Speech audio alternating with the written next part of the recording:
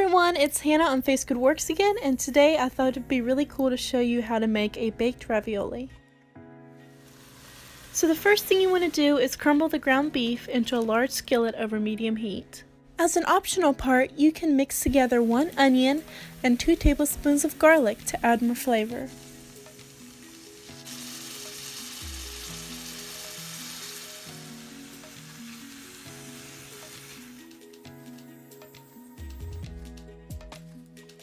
Next, you're going to need 1 14.5 ounce can of diced tomatoes drained. So you just pour that into your ground beef, and then you get your 2 14-ounce jars of spaghetti sauce and mix them together into the beef, and now you have your tomato sauce.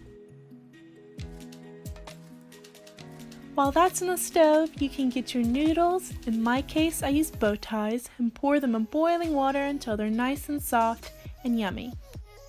Next, you can spread 1/3 of your tomato sauce in the bottom of an 11 by 7 inch or a disposable baking dish.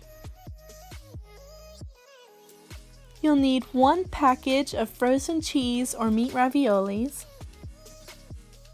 Arrange half of the ravioli over the sauce in rows. Lay half of your noodles over the ravioli. You'll need 1 1/4 pack of shredded mozzarella cheese. Sprinkle half of your shredded cheese over your ravioli and noodles. Repeat your layers, ending with the last of the sauce on top.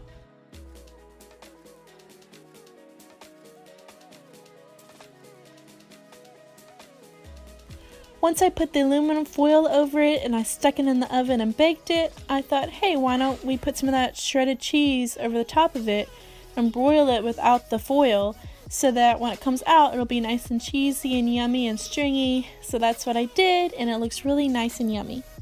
Thank you guys so much for watching my video. I really hope you enjoyed it. This was such a fun video to make, and it's such a yummy recipe.